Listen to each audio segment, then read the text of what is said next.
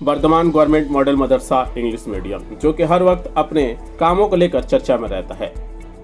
28 फरवरी 2025 को फिर से एक बार जिला बर्दवान के पूर्वी बर्दवान में स्थित वर्धमान गवर्नमेंट मॉडल मदरसा इंग्लिश मीडियम की ओर से एक शानदार प्रोग्राम का इनेकाद किया गया, जिसका उन्वान बेस्ट पेरेंट बेस्ट टीचर्स रहा। इस प्रोग्राम की सदारत जिला पूर्व बर्दवान की मारूफ शख्सियत और मगरबी Bengal board of Madrasa education के साबिक मेंबर जनाब अब्दुल्ला गनी साहब ने की, जबकि इस प्रोग्राम की निकाबत का फरीजा मदरसा की अंग्रेजी की उस्तानी मोहतरमा आईबी दे मैडम ने किया। प्रोग्राम की इब्तिदा अरबी के उस्ताद जनाब शेख सजाउद्दीन साहब की तिलावत कुरान पाक से हुई, जिसके बाद मदरसा की कल्चरल सब कमेटी के सेक्रेटरी जनाब खैरुल शेख साहब की क़ियादत में बच्चों ने बांग्ला, हिंदी, उर्दू और अंग्रेजी में तालीमी और कौमी यकजहती पर मुनासिब प्रोग्राम पेश किया। Centre for training and guidance Kolkata के कोऑर्डिनेटर फारूक अहमद साहब ने बच्चों के साथ रिश्ते को बेहतर बनाने के तरीके पर रोशनी डाली, तो वहीं मुख्य वक्ता doctor Nazrul Hussain principal the scholar school Malda ने अपने पावर पॉइंट प्रोजेक्शन के जरिए लोगों का दिल जीता। आखिर में टीडीबी कॉलेज रानीगंज की मौलिमा प्रोफेसर डॉक्टर साबिरा खातून ने उर्दू में अपनी तकरीर के जरिए सबका दिल जीत लिया।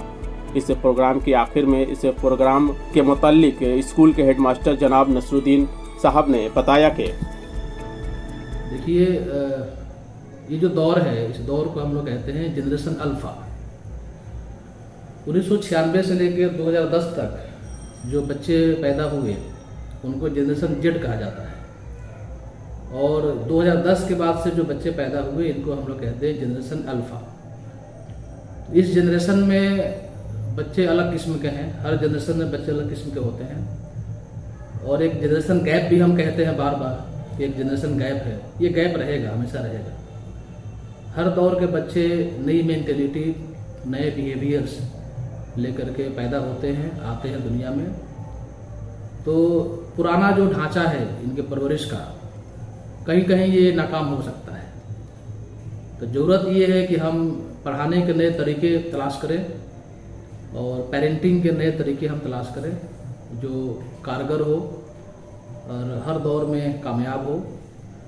तो इस प्रोग्राम का असल मौजू यही था कि इस दौर के बच्चों का हम लोग कैसे हैंडल करें, इनको कैसे आगे बढ़ाएं, बेहतर पेरेंट्स हम घरों में कैसे बने और बेहतर उस्ताद हम लोग स्कूलों में कैसे बने। 1 डे ओरिएंटेशन प्रोग्राम का इनेकाद किया गया।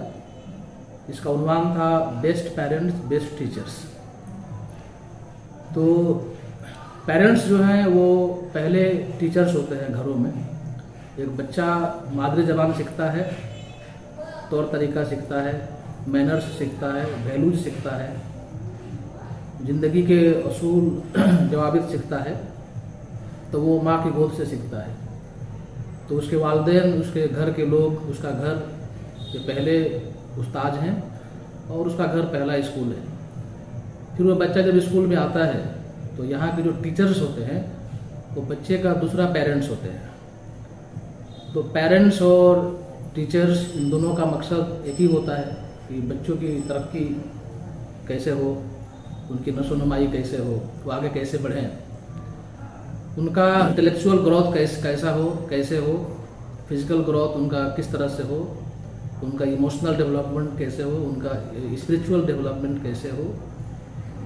तो इसी मौजू पर ये प्रोग्राम था, एक अनोखा प्रोग्राम, बिल्कुल नए अंदाज का। तो इस आज के प्रोग्राम में मेहमान खसूसी कौन कौन रहे हैं?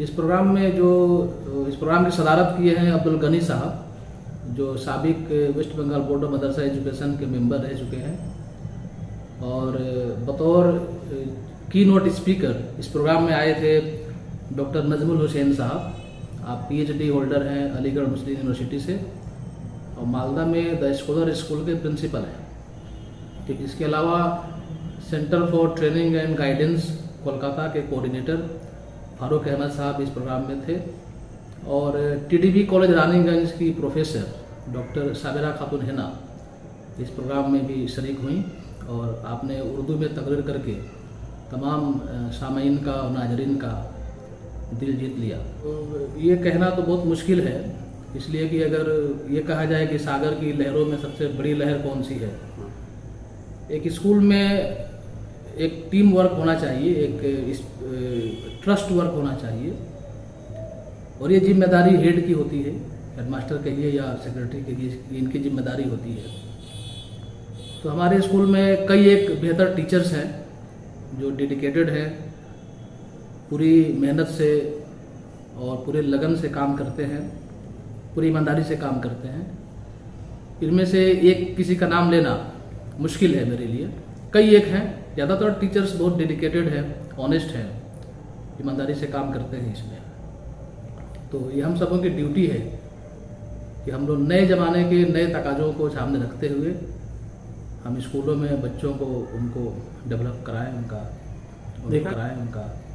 देखा गया कि आपके स्कूल जो है अभी 10वीं जमात तक है और इस बार ही मदरसा बोर्ड के पहली बार एग्जाम भी हुआ। तो जो बच्चे इस स्कूल से अब निकल के दूसरी जगह पे जाएंगे तो उन बच्चों के दिमाग में आपकी स्कूल की यादें रह जाएंगी। तो उनके आप क्या मैसेज देना चाहेंगे जो हमेशा इस स्कूल को याद रखेंगे?